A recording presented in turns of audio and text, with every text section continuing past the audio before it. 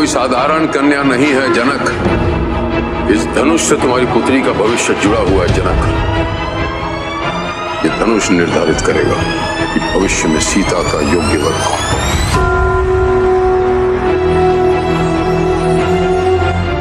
इस क्षण से लेकर मृत्यु जब तक हमें। क्या आदि पुरुष का पोस्टर है कॉपीड? आखिर किससे कॉपी किया गया है आदि पुरुष का पोस्टर? हेलो फ्रेंड्स, आप देख रहे हैं बॉलीग्राज स्टूडियोज, मैं सोनिका जयाल। दोस्तों, अगर आप सिनेमा की दुनिया से जुड़ना चाहते हैं और काम करना चाहते हैं तो डिस्क्रिप्शन बॉक्स में दिए जॉब लिंक पर क्लिक करें और इस अपॉर्चुनिटी का फायदा उठाएं। दोस्तों, आदि पुरुष टीजर रिलीज हुए कई दिन हो चुके हैं, लेकिन फिल्म से जुड़ी कंट्रोवर्सीज खत्म होने का नाम ही नहीं लेती। 2 दिन पहले भी फिल्म से प्रभास के भगवान राम वाले अवतार को लेकर एक बहुत बड़ी कंट्रोवर्सी खड़ी हुई थी। वानर सेना स्टूडियोज नाम के एक इंस्टाग्राम पेज ने ये दावा किया था कि आदि पुरुष पोस्टर जिस पर प्रभास भगवान श्री राम के अवतार भी दिख रहे हैं, उनका काम कॉपी किया गया है, यानी कि उनकी जो एक पोस्टर है उनसे ये पोस्टर कॉपीड है। कुछ टाइम बाद ये पोस्ट डिलीट कर दिया गया और माना गया कि ये शायद सिर्फ एक रूमर थी, लेकिन फिर से इसे पोस्ट किया है वानर सेना ने और अपना असली पोस्टर और आदि पुरुष से प्रभास का पोस्टर शेयर किया है।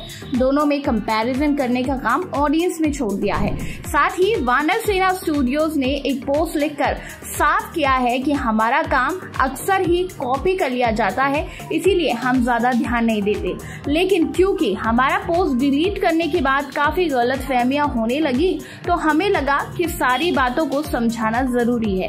पहली बात तो ये रूमर थी कि हमारे पोस्टर में शिव जी हैं, तो ऐसा नहीं है। हमारा पोस्टर भी भगवान श्री राम का ही पोस्टर है। हालांकि अगर ये भगवान शिव भी होते तो भी दोनों पोस्टर में कोई ज्यादा डिफरेंसेस नहीं है। बीते कुछ दिनों में आप सब ने हमारा जितना साथ और सहयोग दिया है उसके लिए शुक्रिया। इस पोस्ट में असली पोस्टर शेयर किया गया है जिसका नाम है राम एंटर्स द बैटलफील्ड। आपको बता दें, जिसमें राम के उग्र रूप को दिखाया गया है और ये पोस्टर साथ में शेयर किया गया है आदि पुरुष के पोस्टर के साथ। तो दोस्तों, अभी तो 4 महीने बाकी है, लेकिन आदि पुरुष के साथ कंट्रोवर्सीज जुड़ती जा रही हैं। अभी तो ट्रेलर भी रिलीज होगा, उसमें भी कई गलतियां लोग जरूर निकालेंगे। वहीं दोस्तों, आदि पुरुष में ये दावा किया गया है कि इसमें काफी ऐसी चीजें दिखाई जाएंगी जो कि अब तक की रामायण में नहीं दिखाई गई है। वहीं दोस्तों, ज्यादातर लोग जानते हैं कि ऋषि वाल्मीकि के आश्रम में ही श्री राम की मुलाकात अपने पुत्रों लव कुश और पत्नी सीता से हुई थी। लोग ये भी जानते हैं कि कैसे अग्नि परीक्षा से गुजरने के बाद सीता ने अपने जीवन का त्याग कर दिया। राम अपने पुत्रों के साथ अयोध्या लौट आए और महल में उनके लिए एक घर बनाया। लेकिन बहुत कम लोग जानते हैं कि सीता माँ के पृथ्वी में समा जाने के बाद राम का जो शेष जीवन था उसका क्या हुआ। भगवान राम के जीवन का अंत कैसा हुआ, उनकी जानकारी वाल्मीकि के रामायण में तो नहीं है, लेकिन पद्म पुराण में जरूर है।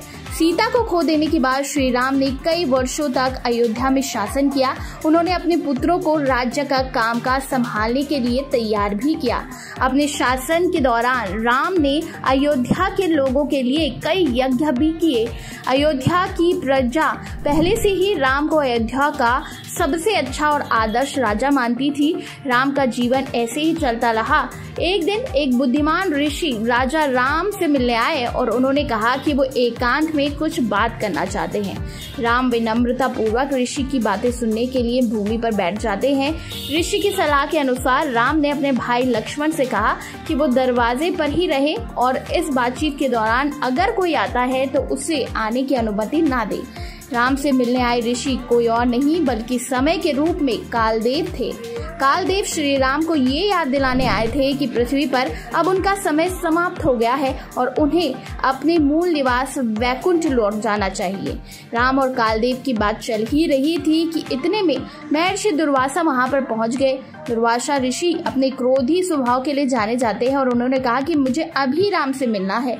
लक्ष्मण ने मना कर दिया और कई समझाने के बाद भी वो नहीं माने और कहा कि मैं तुम्हें श्राप दे दूंगा। ऐसे में लक्ष्मण को समझ नहीं आ रहा था कि वो क्या करे, लेकिन बाद में लक्ष्मण को एहसास हुआ कि ये सारी स्थिति इसीलिए बन रही है क्योंकि ये उन्हें अंतिम मार्ग दिखा रही है। वो सरयू नदी में समा जाते हैं और अनंत शेष का रूप ले लेते हैं। जब राम को लक्ष्मण के बारे में पता चलता है तो वो भी दिव्य देवताओं के साथ वहां पर पहुंचते हैं और वो भी अपने स्थान की ओर लौट जाते हैं। तो दोस्तों, ऐसे ही राम अवतार को छोड़ा हमारे प्रभु श्री राम ने। तो दोस्तों, अब देखना होगा आदिपुरुष में क्या कहानी हमें देखने को मिलती है। आपको कितना वेट है इस फिल्म का, नीचे कमेंट सेक्शन में बताइए और इसी तरह की दूसरे अपडेट्स के लिए सब्सक्राइब करिएगा हमारे चैनल बॉलीग्राज स्टूडियोज को।